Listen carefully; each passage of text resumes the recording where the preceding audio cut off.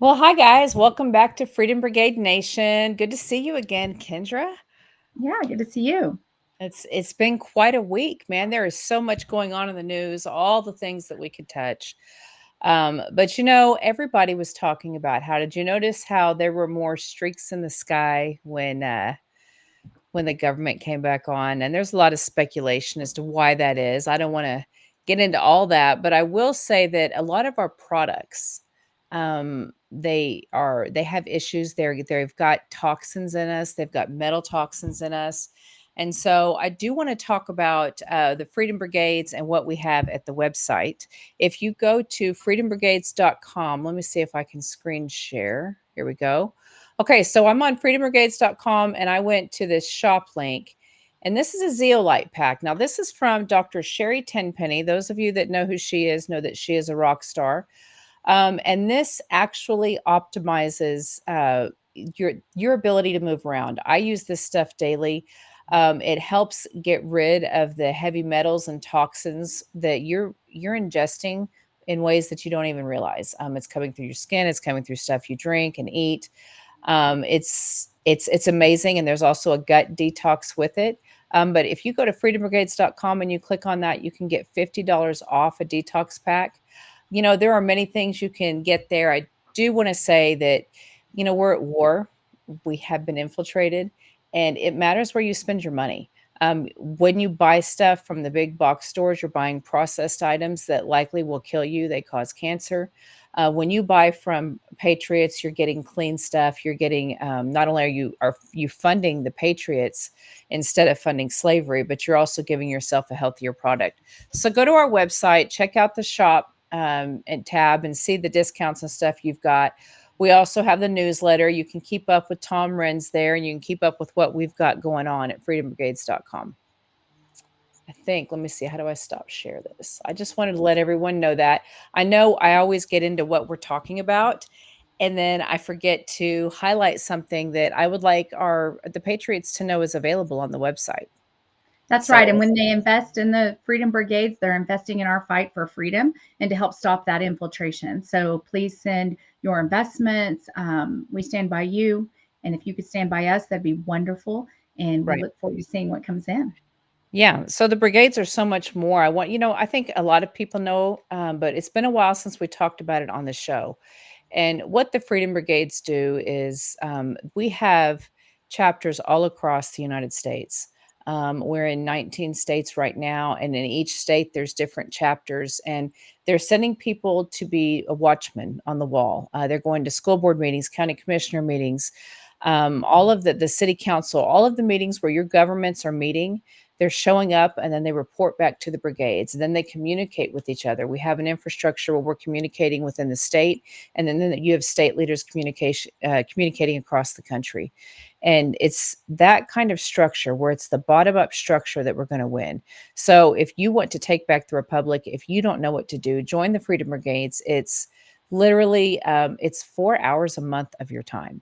It's 2 hours to go to the meeting you agree to go to, and then 2 hours to report back to your Freedom Brigade. And that's being kind of generous. A lot of times it doesn't take quite that. But I know that our time is under attack. So 4 hours a month is something everybody can give. If you want to learn more about it, sign up at freedombrigades.com. It is free to sign up. Donating is optional, but once again, we're at war, and we appreciate it when you fund the fight. But I have seen some very disturbing trends that are coming to the United States today. I want to welcome our guest. We've got Debbie Georgatos on. Do we have the other guest here as well? Debbie Georgatos is the National Committeewoman in Texas. She also hosts a podcast. I think it's a radio talk show too, called America Can We Talk? Is she back? Oh, hey, Debbie. Hello, ladies. Nice to see you. All right. Well, I wanted to talk to you because you guys are facing something that I just want to get into because I think it's might be one of the biggest threats to America right now. I know that there's another friend of mine, actually, it's a friend of everyone here, who has been saying for some time that we need to be keeping an eye on Muslim extremists. And so I want to welcome John Bennett. I don't even know how in the world do you introduce John Bennett. John Bennett is amazing, right? He's previous military. He's worked with General Flynn, but he's really done a lot with on the ground games. He used to be a legislator here. He was the state chair for Oklahoma for a while, and he was so kind to say he would never do that again. But John, welcome to the show. Thanks for coming on. Thank you. Thanks for having me. It's great to see Debbie as well, and the rest of you guys. Debbie's a real patriot for sure, and so are you guys. So it's an honor to be on here today. Thank you. Oh, and Thank by you, the you way, too. if I could introduce myself, I'll Please do. just say that I'm just a nobody trying to tell everybody all about somebody who saved my soul. Amen. Now, if you Yeah. don't know, I got to clarify that's a Christian song, by the way. It's talking about we're only somebody in Christ, pretty much. But when I was running for office, I had said that publicly in front of a large crowd, and half the crowd was cheering, and the other half had no idea what I was talking about. And my wife says, "You should probably explain that to them because they probably think, well, that poor guy, he doesn't think much of himself." So, anyways, thanks for having me on today. Well, I appreciate it, John. I used to have something on Facebook similar, and it wasn't quite that, but it was something similar saying, I wasn't really anybody without Christ. And I got those messages, and they think she's got a esteem problem. And so I took it off because people just don't understand what you're trying to say. Everything we do is through him and for him and because of Jesus Christ. And so I'm with you on that. I was speaking with my friend actually earlier today from the UK, and she's lived there her entire life. She had some friends come and visit her, and so they wanted to see downtown London. So she went. She said, "I haven't been in a couple years because I just don't go to downtown London when you live here and you're used to it." She said, and she was horrified. At the time when she went in London in the side streets, they were saying like "Happy Ramadan." And she was saying that all of these major cities there, and she gave me an extensive list that have Muslim mayors there now, and how there is a real shift in the culture there because of the extremist of the Muslim. Now, you know, I'm concerned because then I go to Dearborn, Michigan, and I heard that I was actually reading this was on CBS. So when the mainstream news is not even denying it anymore, it's a pretty big deal. It's something that's so big they can't deny it because we know that they're liars and they just lie about it as long as they can. But the residents are saying we're tired of these call to prayers. So in Dearborn, Michigan, what they're doing is they're having these call to prayers on over the loudspeaker in the city as early as 5:30 in the morning. And so not only do they have to listen to the call, but then they have to listen to the entire prayer.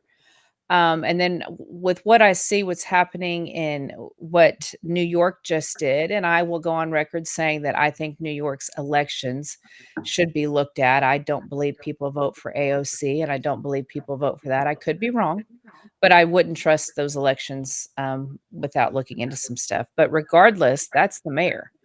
This Madame is the mayor. And so, and then I've talked to Debbie and she's talked about what's happening in Texas. Guys, I think we better pay attention to what's going on. CARE is a real threat, and their headquarters are here in Oklahoma. As a matter of fact, the governor of Texas declared CARE, he called them extremist, right? And a threat. And he went to said that they've made their goals clear to forcibly impose Sharia law and establish Islam's mastership of the world. Now, CAIR, CAIR, is saying that they are going to sue him, but they have yet to do anything. But he's called them a foreign terrorist organization. So I'm bringing you guys in because Debbie's right in the middle of it in Texas, and I know that you're well versed on this topic. What should Americans know, and what can we do about it? First, thank you. It's great to talk with all of you. And John is a great one to dive into this question as well. But in Texas, we have seen a very rapid increase in the number of mosques, Islamic centers, and Islamic schools being planted here. And people could say, well, yeah, there's just different people moving here. But it is what the particular people coming here are doing and saying. For example, in Texas, we have a gentleman, an imam, who is the head of it's called the Fiqh Council, but their job is to interpret Sharia for America. So this is Imam Yasser Qadi. They tried setting up a Muslim-only community outside of Plano. In fact, they're still working at it. And because I think they kind of overstepped their bounds. They were running YouTube ads saying basically acres and acres of Muslim-only community for have mosque and healthcare and schools, everything you ever knew, you never have to leave. And it got so much public attention that they backed down on what they're saying. But I think what people are concerned about, or I feel concerned about, is, as you mentioned a moment ago about your friend going down to London, when there's a large Islamic influx of immigrants and they don't come to assimilate. So in UK and around Western Europe, there have been, they call the term they use there is no-go zones. They all want to live in the same area. They want, and so, which happens with a lot of immigrants, but they are bringing their Islamic law to the new country. And so they don't really want to follow American law and American Constitution, but they want to bring Sharia, which is their all-encompassing totalitarian set of rules that governs in some countries just the whole law. So they want to bring Sharia and follow it there, and they're creating little caliphates, for lack of a better word, little areas where they have an exclusively Muslim population, and they want it that way, and they're using their own system of law. And it's not just that the law is different than ours, it's very repressive. And so, in fact, right now in Texas, we're having this conversation because there are Sharia courts here in Texas, which are issuing rulings that are inconsistent with the rights and privileges that should be afforded all Texas citizens. So it's a number of people moving in rapidly, schools and mosques growing. And then I don't know, Charity, if we're going to get into it, but there's a big issue happening right now in Texas with respect to the State Board of Education, SBOE, and the content that we're going to teach Texas children. But I don't know if you wanted to go into that today. I think it's important. You said a few words that I'm familiar with, but I don't know that the general public is familiar with. So, what is caliphate? Caliphate is the term, in fact, a historic term. It is the Islamic goal to have Islam rule the world, to force everyone else into submission to Islam. Caliphate is just the name of the area. It's a caliphate under somebody or other. And so it's imposing Islam as the governing body over some area of land. And so anciently there were, or since Muhammad was here, there were caliphates established because of aggressive wars. They'd say, okay, Islam has conquered this area. That's what a caliphate is. And I do want to know a little bit about this SBOE. My friend in the UK, she was talking about that too, how they're really pushing back because in the schools, they're demanding that they learn about this. Now, I know that. So I have a son that is in his early 20s, and he came home in seventh grade with needing to know the five pillars of Islam. And I remember I made a Facebook post. I was furious about it. That was as far as I took it because that's what I knew to do at the time. But this has been going on. I think it's going on in American schools to a certain degree right now. Absolutely. One other term probably to share with your listeners, and it's a historical observation as well. Very quickly, the Muslim Brotherhood, which is kind of the mothership of all Islamic terror organizations in the world, a Muslim Brotherhood board member in 1991 wrote out the plan for how Islam plans to take down America. And so the Muslim Brotherhood plans to conquer America. And they use the term civilization jihad, meaning we're not going to necessarily take over America militarily as Islamic conquest did in other times in history, but civilization jihad is the idea of bringing change to the American culture and society, subtly manipulating people into submission to Islam. And they wrote about how they're going to do it. You can Google that term. It's written in the explanatory memorandum, available to anyone who wants to read it. And I mention that because the idea in America of having diversity and cultural inclusion is very trendy, and people want to be understanding. They don't want to think that they're discriminating against somebody else because they think differently or come from some different country.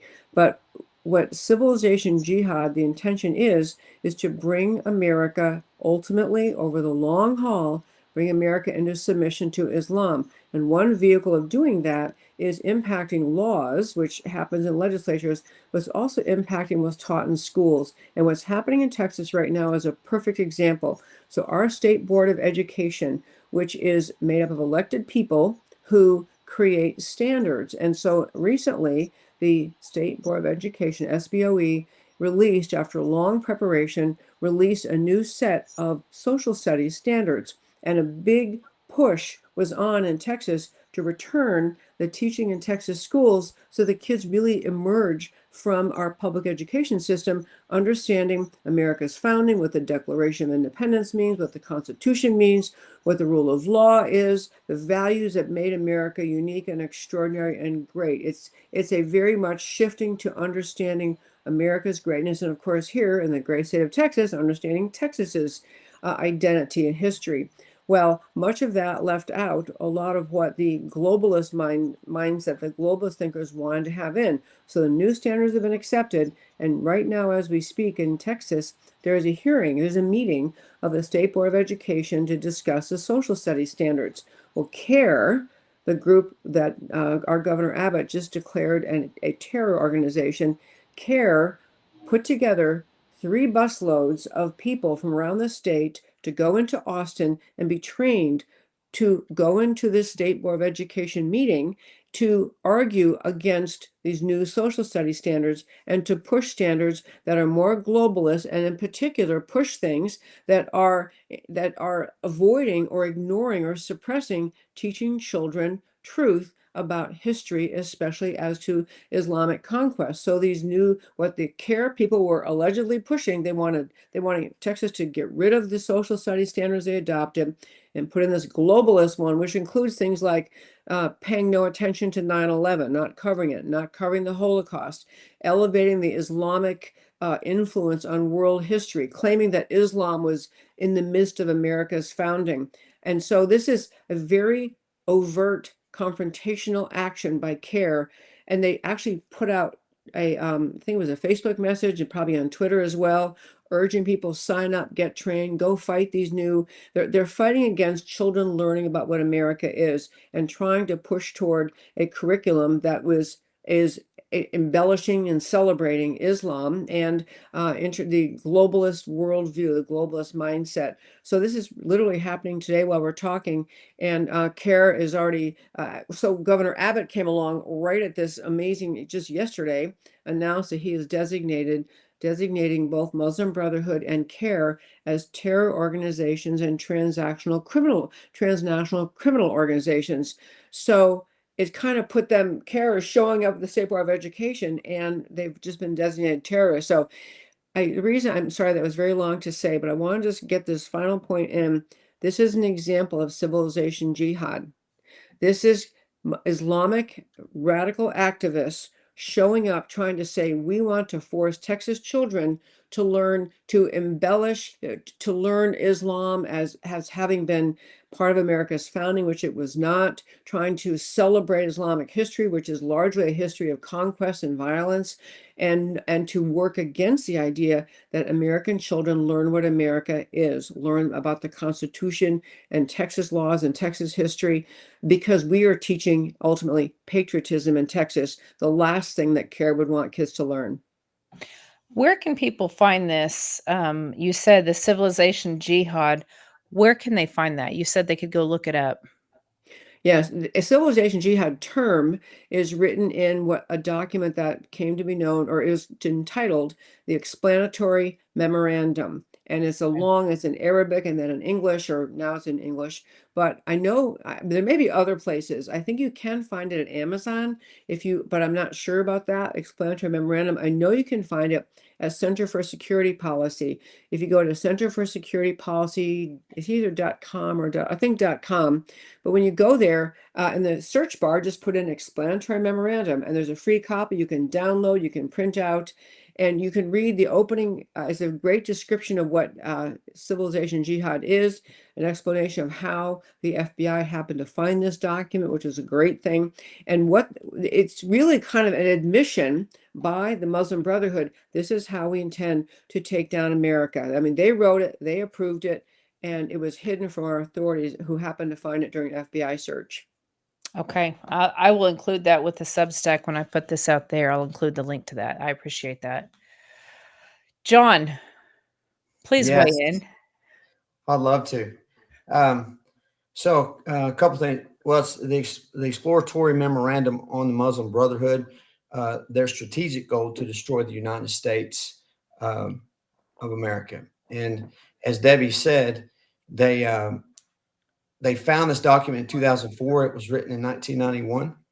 In 1993, the FBI covered, when they were still doing their job prior to the Biden and Obama administrations, the FBI bugged their hotel rooms and the conference rooms that they met at in Philadelphia, the Muslim Brotherhood leadership, and they literally spelled out the plans and fine-tuned those plans in 1993. But it wasn't until 2004 Ismail al-Barisi was caught driving up and down the Chesapeake Bay Bridge with his wife, who was in full dress. An alert police officer saw them taking pictures of the trusses of the bridge, pulls them over, finds out there's a warrant for their arrest. The FBI wants to talk to them about their ties to terrorism and financial ties to terrorism, and how they were raising money to send money to commit terrorist acts against the West. So anyway, they served a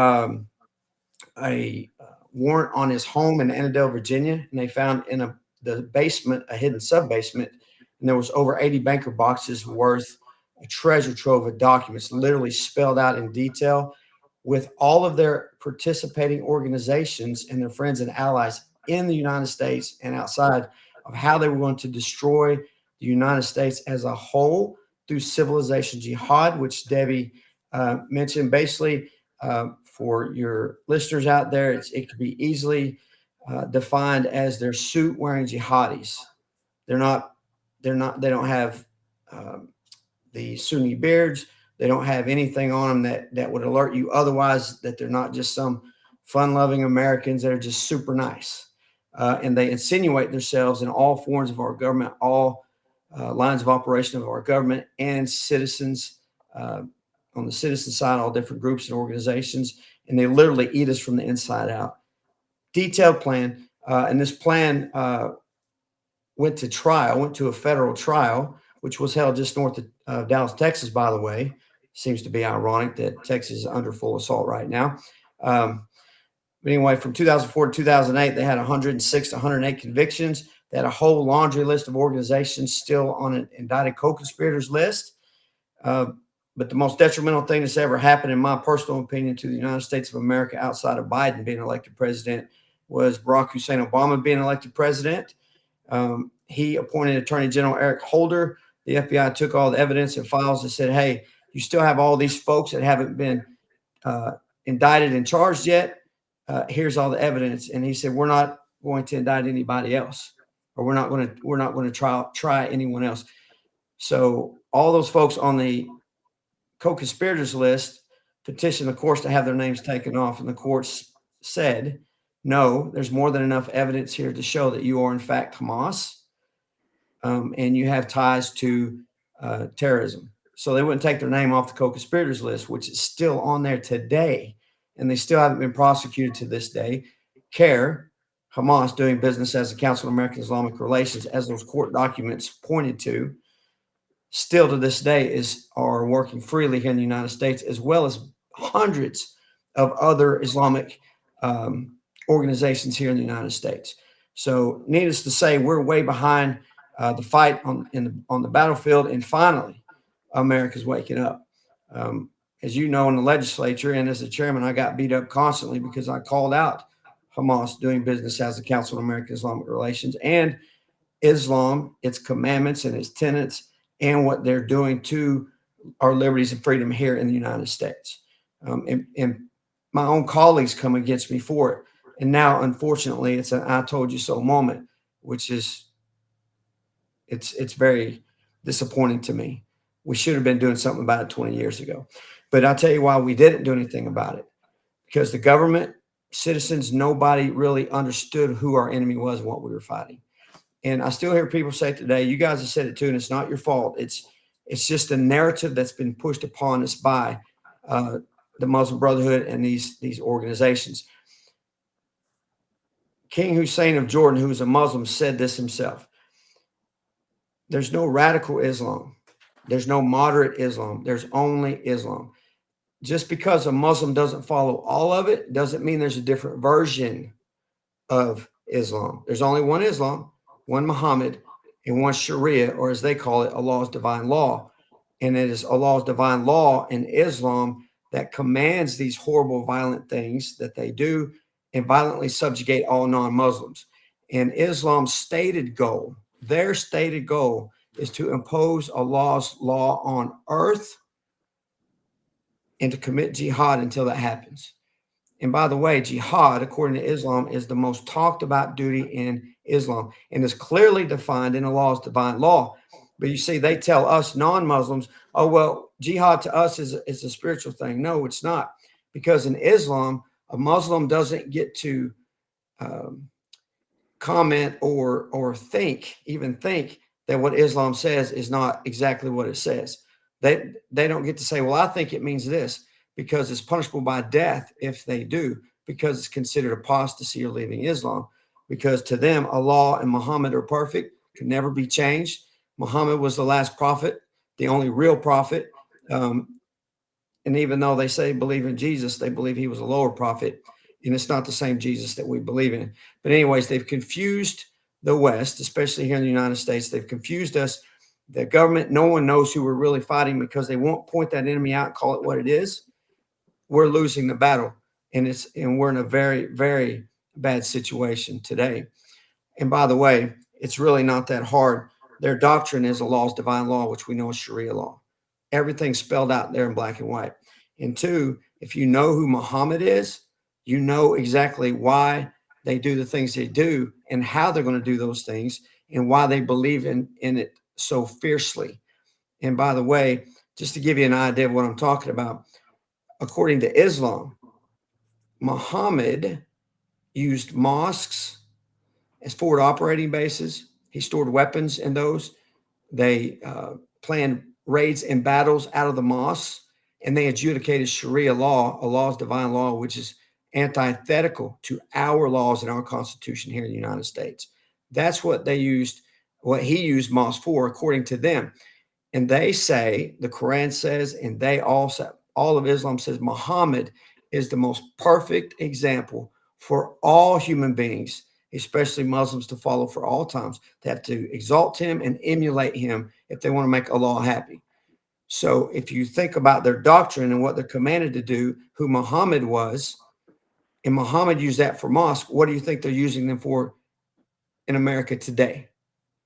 And every mosque in America is tied to the Muslim Brotherhood and their organizations in some form or fashion. For example, anywhere in the United States of America, if the name of the mosque is Islamic Society of whatever, that's a Muslim Brotherhood mosque, 100%. Because the Islamic Society of North America was also indicted and indicated in that Holy Land Foundation trial. And NATE, the North American Islamic Trust, is their bank who used to buy up all the land and the property. But since they've been exposed for doing that, they've started switching to other entities and LLCs to buy up land so they can build mosques before people realize what they're doing. So in Texas, for instance, there's over 315 known mosques. There's other mosques that aren't even known about. 315 known mosques. And in those 315 known mosques, imagine what they're doing if their perfect example is Muhammad. If only even just half of those are doing what Muhammad did, and Allah says to emulate and exalt him, we're in big trouble. And they're exactly doing that. But we wouldn't know because law enforcement won't go in those mosques. We're in a very bad shape. As you said earlier, we are at war and nobody's acting like it. We're afraid to offend somebody with the truth, or people attack us, our own friends and colleagues attack us because we're speaking the truth. We got to speak the truth boldly, and we've got to get this out here and hold our elected officials accountable, to hold them accountable. And thankfully in Texas, if the Attorney General holds them accountable according to the governor's order, then that's a good thing. But he's going to have to hold them accountable. And this is where we need to be in Oklahoma and other states. Well, you said that in Oklahoma, you and I were talking earlier that we've already passed language that says that we've banned Sharia law here. But then there's not really any way to enforce that. Our sheriff's offices aren't even aware of what that looks like or how that works. So, I mean, what do places do that have made some provisions like this? What do we do next, John? So here's what has to be done. With the laws in place, if they don't enforce them, it's not going to do anything. Well, your local, your state, your county, and your city police officers, they have no idea what they're looking at or how to deal with it. And it's not their fault.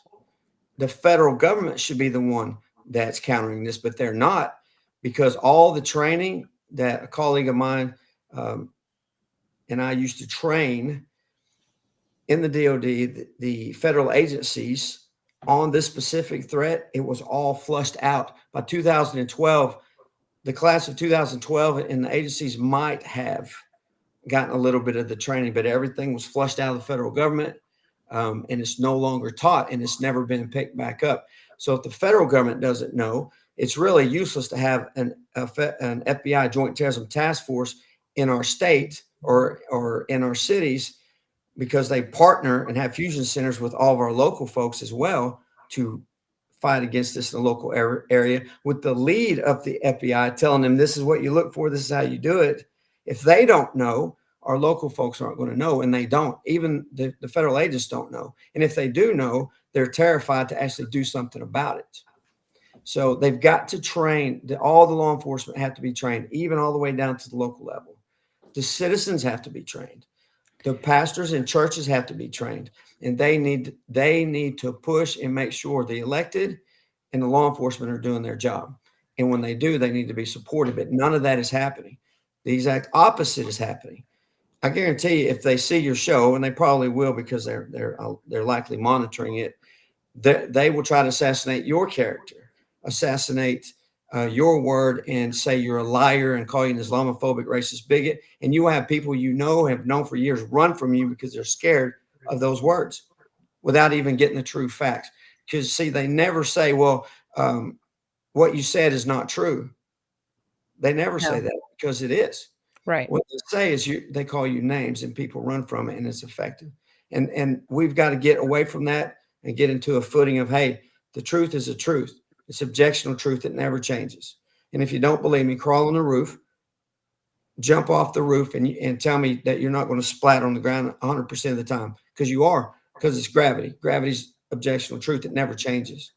It's the same with this, but they never fight on that ground. They fight with words of throwing words out at you and naming you things to get other people. Yeah, I'm used to the name calling. I'm good with that. I don't do well with temper tantrums anyway. There are people that will say, "Well, but this Madami that's in New York, he said some good things and he sounds like a good guy." So, is it true? And I don't know this, but I believe I just haven't read the Sharia law. Are they allowed to lie as a Muslim if it's going to further the invasion? Yeah, as a matter of fact, I'm sorry, Debbie. Debbie could speak to this very well, and I'm not trying to step on her toes. But instead of telling you, let me read it right out of Allah's divine law. Read it to us, John. Itself. Let's see here. I always keep this with me because people say, well, that's just your opinion. I'm like, nope, it's written right here in black and white. Let me grab my glasses because I'm getting old. The year that they said bifocals to me, I was like, we're not friends anymore. Now I need glasses to read. We're done. So just so you know, this is called Reliance of the Traveler. It's written in English. Anybody can buy it on Amazon, or if you're brave enough, you can go down to your local mosque and buy one from the mosque bookstore. However, I don't recommend you use a credit card, use cash. But this is written in English. It's translated from its original Arabic. And Al-Azhar University, which trains, it's in Egypt, they train all the scholars on Islamic law. They certified this is the most accurate translation in English. So it's not made up by some non-Muslim. This is approved by them. So this is what it says on page 744, paragraph R 8.0, lying. Permissible lying. This is an explicit statement that lying is permissible for a given interest. Scholars having established criteria defining what types of it are lawful. Speaking as a means to achieve objectives. When it's possible to achieve such an aim by lying, but by not telling the truth, it is permissible to lie if attaining the goal is permissible, and obligatory to lie if the goal is obligatory. Well, in Islam, they're obliged, it's mandatory that they push Islam on the whole world, because there's two houses in Islam, the Dar al-Harb and the Dar al-Islam. That's how they break the whole world down. The Dar al-Harb is the house of war. The Dar al-Islam is the house of peace. So they're in perpetual war, committing jihad to impose Allah's divine law on the entire earth, and they cannot have peace, according to Allah, until the entire world submits to Islam and is governed by Allah's divine law, or Sharia law. So they're obligated to push Islam. Therefore, they are obligated and allowed to lie and say whatever they want to make that happen. Now, I will say this, because most people don't know. If one Muslim lies to another Muslim about Islam, it's punishable by death. But a Muslim is obligated to lie to a non-Muslim to get them to come over to their side or to get something from them so they can promote Islam. Go ahead, Debbie. I was going to say, I think I was listening to all of what's being said. I think for some of your listeners, it might seem almost preposterous or far-fetched that any religion could think in the modern world, here we are in 2025, that some religion could think it would conquer the world. And I think it's important to acknowledge that, because I think people react, say, well, maybe there are a few of these, of kind of extremists who have that agenda. And I understand that. I think it's better to acknowledge that it sounds preposterous, but when you watch, if you read the history of Islam, if you read from the time of the founding and 1400 years of perpetual conquest, you realize it's always been on. This isn't a new agenda that modern day Islamic leaders thought up. This is in the core of Islam, to conquer. And there's a great book also by Raymond Ibrahim called Sword and Scimitar. It just runs through the battles from the time of Islam, of Muhammad being here. And I raise that to say, I think, because most of us, I don't know, I assume everyone in this call is Christian, but even if we're atheists or Jewish or some whatever other faith, there is no other faith that has this strident demand: in order to be a devout Muslim, you must pursue jihad in the conquest of conquering the world and bring it into submission to Islam. That sounds so far-fetched, but it's actually been carried out since the time of the founding in different ways. When they had the capacity through violent war, then they would conquer countries that way and force people either kill, be converted, or live in subjection, live as a second-class citizens. This is not new theory from some radical current imams. This is core Islam. It's written in the Reliance the Traveler book that John's got showed a moment ago. And I think finally getting your arms around that would really help a lot of Americans recognize how serious a threat is today. Because if you don't think that's the case, if you don't think they'd really do that, then you can think, well, we got to, maybe pass a law to stop this or prevent this person. You don't recognize it's a mission. It is very akin to communism, the communist ideology, which wasn't just here's what we do economically or as a government, but it was inbred into the communist thinking was the idea we must conquer, we must spread communism. It's the same with Islam. Absolutely. And if I can, and I always go back to their, what they say in Allah's divine law, jihad is legally defined. And Debbie talked about that. Let me read to you, because they try to tell non-Muslims it's something other than what it is. But let me read to you right out of Islamic law how jihad is defined. Jihad means to war against non-Muslims and is etymologically derived from the word mujahada, signifying warfare to establish the religion. And it's also backed up in the Quran. And by the way, the hadith, which are the words and actions of their prophet Muhammad, who they say is perfect and they're supposed to emulate for everything. The Bukhari hadith is the most authoritative hadith in Islam, according to Islam, which are the recorded words and actions of the prophet Muhammad.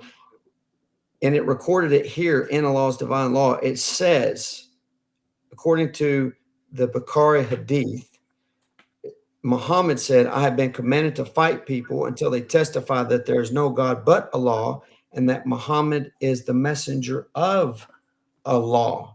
And it even goes even farther to say that jihad is a communal obligation, the entire Muslim community. Now, they don't have to blow themselves up. They don't have to run a car over someone to commit jihad. They can satisfy their obligation to jihad, as it clearly says right here. He who provides the equipment for a soldier in jihad has himself performed jihad. So if they give them the means to do it, they're still participating in jihad. And it goes on to say that it's obligatory for everyone able to perform it, male or female, old or young. So there's no question that's what jihad is and what they're commanded to do with it. And if they're not doing it, it doesn't mean there's a different version of Islam. It's all the same. They're just not active. That's right. And then, so do you feel like they're just waiting to be activated? Is that what it demands? Well, I'm sorry, Debbie. I can't No, help you go. myself. Debbie said it earlier when you talked about a caliphate, an Islamic State. When Islamic State is called, the caliph, which is the head of the Islamic State, when the Islamic State is called, they're all bound. All Muslims are bound to get behind and do exactly as they're commanded to do. And if they don't, it's punishable by death for them. So it's just as dangerous for those that don't participate in all of it as it is for those that aren't Muslim at all. But if they're not participating in it, or if they don't believe in it, then they shouldn't be Muslims, because Muslim is not a race. It's what someone simply called that submits to Islam, which is a complete way of life. And it is made, Islam is governed by Sharia in the Quran and the Hadith, the words and actions of the Prophet Muhammad. It's what makes up Sharia, Allah's divine law. So there's no escaping it. You can't reform it, because if you even think, as Allah's divine law says, if you even think in your mind that something Allah said or Muhammad did or said was wrong, and it's in black and white, by the way, then you're to be killed for apostasy. And they call it the ugliest thing to be an unbeliever. I was just going to throw in one quick point, which is part of Sharia. Sorry. Excuse me, I thought there must be delay. I'm sorry. Well, I was just going to add to it because a lot of people say, well, they don't have to follow it. They do. And Islam protects itself, because if you don't, even as a Muslim, you're supposed to tell the Muslim you're wrong. The imam or a scholar will tell the Muslim, you're wrong. You need to get back in line. And if they refuse, they can be killed legally according to Sharia. If they do get back in line, which they all do because they don't want to die, now they're still part of the entire movement. So it goes on in the Hudud, which is also part of Allah's divine law. These are 7 specific crimes that have a specific punishment if they do these things. Like if you steal something, get your hand cut off. You commit adultery, you get stoned to death, you get whipped with a reed. But anyway, it goes on here to say this. Once Islam is accepted, Muslims become the Ummah, which is the Muslim community, fully bound by the Sharia and responsible for the actualization of it among themselves and for its eventual actualization in the world. All aspects of its life must be in full harmony with the content of the revelation, which is Allah's divine law and the Quran. And it goes on. It's in black and white in case anyone thinks, well, I don't want to do that part. It says partial implementation of the Sharia is strictly prohibited. Whoever accepts Islam must accept all of it and implement all of it to the best of his ability. The whole Ummah, Muslim community, is strictly bound by this rule. Partial and selective implementation is condemned as an act of kufr or unbelief, which is punishable by death. So if they're not following all of it like they're supposed to, then they're not really Muslim, and they're likely going to be killed too. So they need to get out of it and fight against it. So I want to hit on what's happening in Texas. We've only mentioned it, and I know we went into it more, Debbie, the last time you were on the show, but I don't know that everyone watched that. If you think, well, that's so sad for what's happening in Dearborn, but I don't live there, I don't live in New York. This is happening in different places and is a real threat to America and to every place in America. What is happening in Texas? I mean, American, homegrown, conservative values, Texas. What's happening right now? Well, that's a great question. And just to start with, in Texas, we happen to have two members of the Texas legislature who were elected in very recent years, who are both Pakistani Muslims. They're now American, but Pakistani Muslims. So just as an example, they proposed over the last, I mean, it's 2 years, I think, there's a long list of laws or resolutions they proposed. And this is a concept about civilization jihad. For example, they asked had a House resolution passed to honor Ramadan. Now, they don't do House resolutions for Christian holidays, Jewish holidays, anybody else's, but House resolution honoring Ramadan, honoring the country of Pakistan, which is a very strict Sharia adherent government. Vile, brutal things are carried out there for minor offenses. But these things passed, and we had other legislation trying to push halal food in the public schools. That one did not. The goal of the bill that these two Muslims tried to push was that they would require Texas state public schools to offer and have available halal food, which is food that is considered edible, holy by the Muslim faith. And so that didn't pass. I'm getting at I don't have it in front of me, unfortunately, but 20 or 25 bills pushing for essentially accommodation of Islam, support of Islam, kind of celebration of Islam. Some of them talked about and shall go for 10 years. And so just as it is an attempt to shift away from Texas. We always think of ourselves as kind of the the free state, the state that is kind of represents that grassroots passion, individual. But Sharia is these people, these two representatives in this in the legislature. Another thing occurring is, I mentioned earlier, the EPIC community, which got a little bit more attention than I think its founders wanted, and got public attention. And so got some pushback. But I was just on a couple days ago with an attorney working on these issues, and she's talking about that EPIC was essentially a training ground, a dry run to see how do we do this. And so now there are numerous Muslim majority communities, but there are two other similar ones starting to grow in Texas. She was using the term parallel societies. They are trying to get large tracts of land and build developments where they have housing, the mosque, the healthcare, the shopping. You can make your life fully centered just in that community, wouldn't have to leave. And that is, again, is pushing Sharia. We also have Sharia, this Islamic law that John was mentioning, you can read. I also bought Reliance of the Traveler. I got it from Amazon. It's actually an amazing thing just to leaf through to recognize how much Sharia encompasses. It is all encompassing, but Sharia is also taught in Islamic schools. And I think it's a great tie-in back to SBOE's battle. Islamic schools are proliferating in Texas, and kids are taught Sharia. The goal is when they're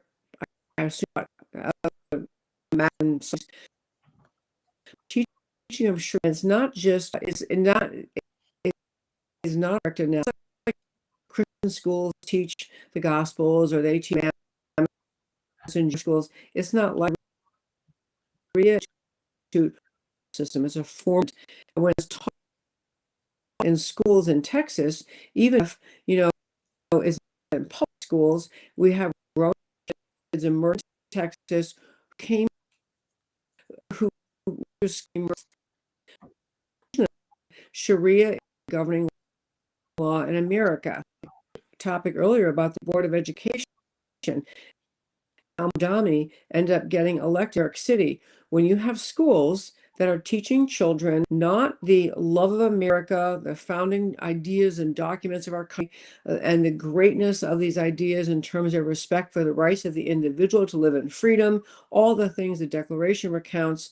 If you don't instill that in students, they have no way to know this. In New York City, after years and years of public education pushing left-wing worldview and very globalist ideas, you get kids finishing high school who would vote for Mamdani because, he's talking about sharing, and that's what they think communism is or socialism is. It's about sharing. They're not alerted to the dangers of Islamic conquest because no one ever taught them. So they don't know the 1400 years history of violent Islamic conquest. They have no idea. They get looped into that. So that's going back to Texas, why it is so important for the State Board of Education to stand strong with our curricula, our new curricula passed recently, that it just embeds in these students the love of Texas and freedom and the U.S. Constitution. It's a battle for the hearts and minds of the young people, as they say. So Texas has this battle ongoing, SBOE. They just have a pure number explosion of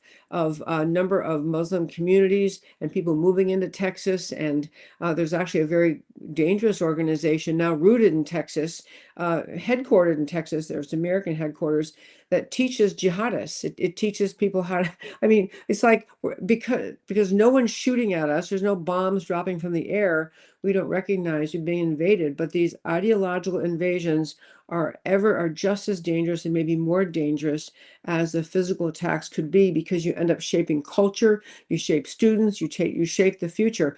And that's all happening right here on the ground in Texas.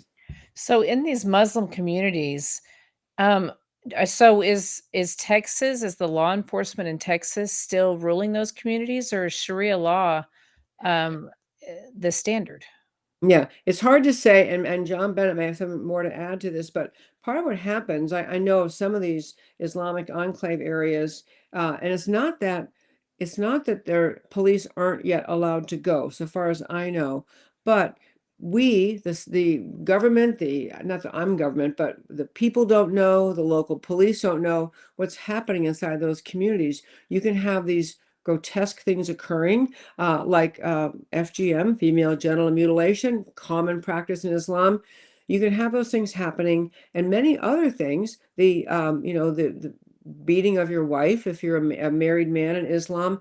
We don't know what's going on in those communities because no one in there is going to be sharing that, and the authorities have not been comfortable. But I mentioned, in fact, John mentioned a little while ago about what's in the mosques and are they holding weaponry in there? No one goes in them to know. So I don't think the police would say they've conceded the area.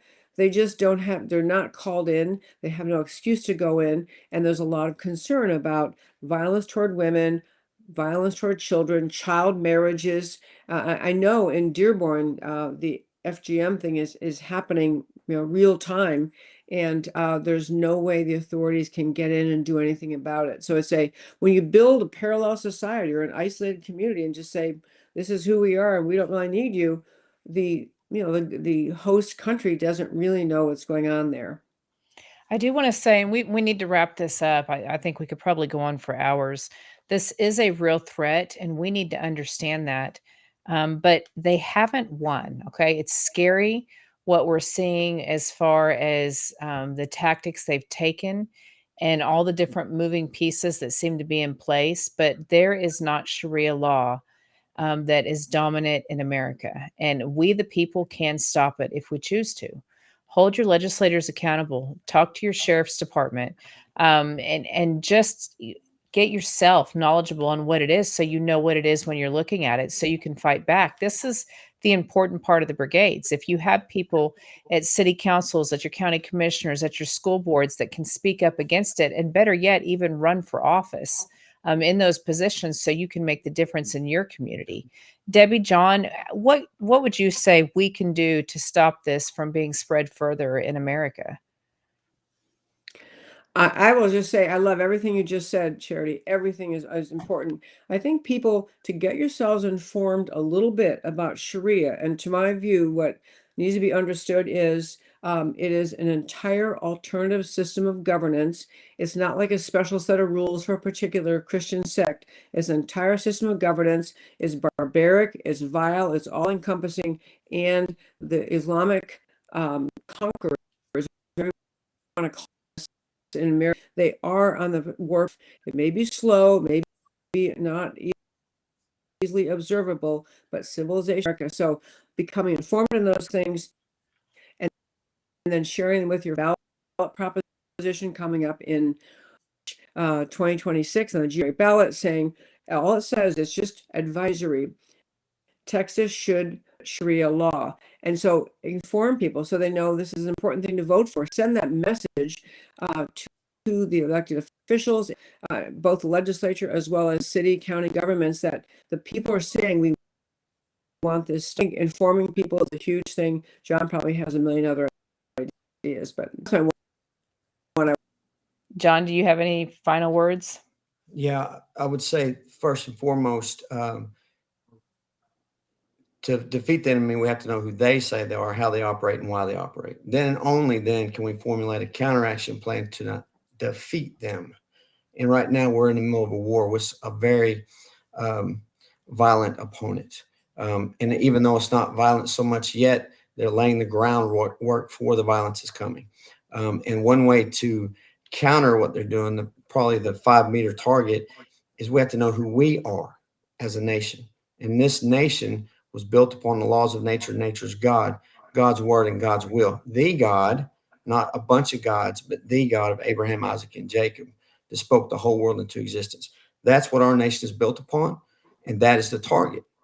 So if our children and people understand who we are as a nation and what our nation was built upon, the laws of nature, nature's God, it's a natural enemy to what we're facing today with the jihadis, the Muslim Brotherhood. I mean, you name it, communist, Marxists, it's a natural enemy to that.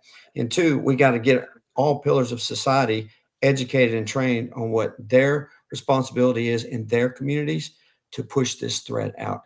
Law enforcement, elected officials, churches, pastors in churches, I mean, all different areas of society, because those are the lines of operation they're working in, and they've had great success in winning because we don't even know that we're in a fight. So we need to start doing those things immediately. I agree. Well, guys, thank you for coming on the show today. You can take back the Republic by taking back your community. Join Freedom Brigades at freedombrigades.com. We will see you next week. Thank you. Thank